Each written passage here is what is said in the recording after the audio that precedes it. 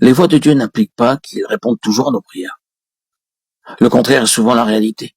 Nous ne prospérons pas nécessairement dans les voies de Dieu. Il n'est pas rare qu'elle nous apporte l'adversité. Quelle doit être alors notre attitude?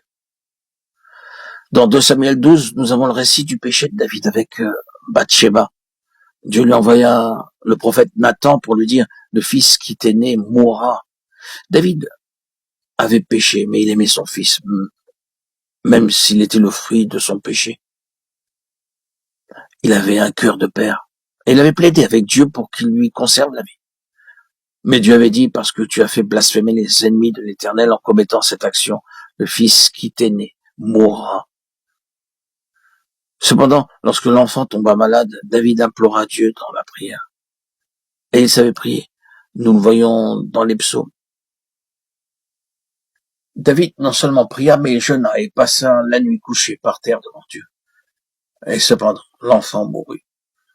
Quiconque n'aurait pas été soumis à Dieu après l'avoir invoqué avec une telle intensité se serait détourné de lui, puisque sa prière n'avait pas été exaucée. Et de nombreux croyants ont eu une controverse avec Dieu, lorsque ses voix s'opposent à leur voix. Il n'en était pas ainsi de David. D'autres pouvaient se rébeller, lui non. Les autres peuvent s'effondrer, mais pas lui.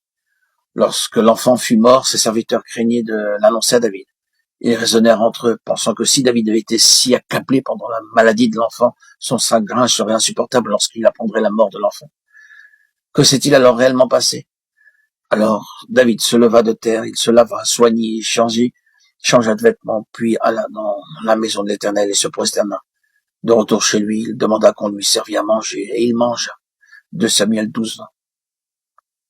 Qu'est-ce que l'adoration? Eh bien, c'est s'incliner devant les voies de Dieu.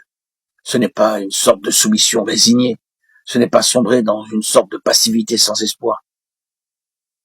C'est la reconnaissance positive de la justesse des voies de Dieu.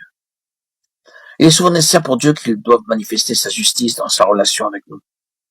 Comprenez-vous ce que cela signifie? Quand nous péchons, il doit manifester aux yeux des anges, du diable, du monde et de tous ces enfants qui n'ont en aucune façon partie liée avec notre péché. Il doit manifester sans équivoque possible devant les principautés et les puissances qui n'entendent pas être impliquées dans notre iniquité. Quand nous sommes sauvés et trouvés coupables à ses yeux, il ne nous repousse pas. Ses mains de maître nous saisissent et nous sommes éprouvés dans le creuset de l'affliction. Comment réagissons-nous à ce moment-là? Ceux qui connaissent Dieu et qui l'aiment lui disent alors, si mon affliction peut prouver ta justice, alors je dis Amen. Si tu peux faire connaître que tu es juste à travers ma souffrance, alors je reconnais que tu fais toutes choses pour le mieux.